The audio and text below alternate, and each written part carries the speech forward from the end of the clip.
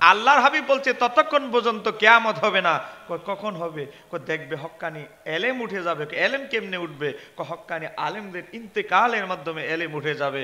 Number 1। তো 2 number আমার নবী বলছে ও তাকসুরা জালাজিলু।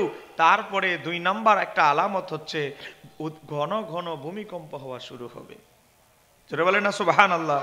ঘন ঘন কি শুরু হবে? ভূমিকম্প। সহিহ বুখারীর হাদিস নাম্বার 1036, জয়ীফ হাদিস নয়।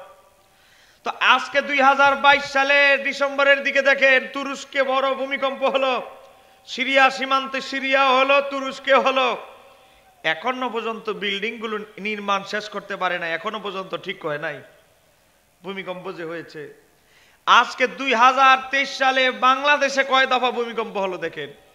আজকে 2023 সালে গোটা পৃথিবীতে অসংখ্য জায়গায়, অসংখ্য পৃথিবীতে অসংখ্য রাষ্ট্রে ভূমিকম্প হয়েছে। তাহলে 2023 সালের মতো কখনো এত ভূমিকম্প আগে হয় নাই। আরে বাবা, মাত্র শুরু হয়েছে। আমার নবী বলেছে কিয়ামত ততক্ষণ পর্যন্ত হবে না, দেখবা অধিক হারে ঘন ঘন ভূমিকম্প হবে। তো আমার নবী বলেছে তো ঘন ঘন ভূমিকম্প হবে। তো 2023 সালে এত ভূমিকম্প হওয়া শুরু হয়েছে, বিজ্ঞানীরা গবেষণা শুরু করে দিয়েছে। আমাদের বাংলাদেশের বিজ্ঞানীরাও পিছিয়ে নেই, তারাও গবেষণা করে লেগে দিয়েছে। তারা দেখতেছে 2023 সালে গবেষণা করে দেখছে আগামী 20 বছর পরে বাংলাদেশের 8টা জেলায় বেশি ভূমিকম্প হবে। নাম্বার 1 সিলেটের পার্বত্য অঞ্চলের ওইদিকে বেশি ভূমিকম্প হবে। 2 নাম্বার কক্সবাজার। এভাবে তালিকা দিয়েছে, ইউটিউবে আপনারা অনুসন্ধান করে দেখবেন। তার আমার নবী 1500 বছর আগে বলেছে ঘন ঘন ভূমিকম্প হবে, আর বিজ্ঞানীরা 2023 সালে গবেষণা করে খবর দেয়। আর আমার নবী কিন্তু খবর আরো 1500 বছর আগে দিয়েছে। তাহলে আমার নবী গায়েব জানে কি জানে না? জোরে বলেন, জানে কি না? জানে। আমার বাবারা ভাইয়েরা গভীর মনোযোগ।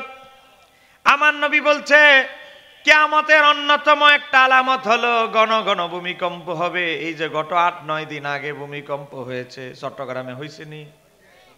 আহা, ভূমিকম্প হয়েছে সকাল 9টার পরে মনে হয়। ভূমিকম্প হওয়ার সময় ডাকতে ডাকতে পারে না, আল্লাহর একের আল্লাহর নৈকট্যবান বান্দা হয়ে যায়। আবার ভূমিকম্পর পরে দেখে জোহর নামাজই পড়ছে না। এরকম মুসল্লি আছে না নাই? হ্যাঁ, ভূমিকম্প যখন শেষ তখন আর জোহরের নামাজও যায় নাই। আপনি দেখবেন ভূমিকম্পের অবস্থা 9টার পরে সকাল ভূমিকম্প হয়েছে, অসংখ্য মানুষ তখন ফজরের নামাজ না পড়ে ঘুমানো অবস্থায় ছিল। কথা কোন সত্য না মিথ্যা? জোরে বলেন, সত্য না মিথ্যা? আহা, তো ভূমিকম্পর অবস্থায় যদি বিল্ডিংটা ধসে গিয়ে আপনি মারা যেতেন, আপনি একজন বেনামাজি হিসেবে আল্লাহর দরবারে দাঁড়াতে হতো। এই কথা বলেন ঠিক কি না? আল্লাহ সুবহানাহু ওয়া তাআলা আমাদেরকে মুত্তাকি হওয়ার তৌফিক দান করুক। জোরে বলেন আমিন।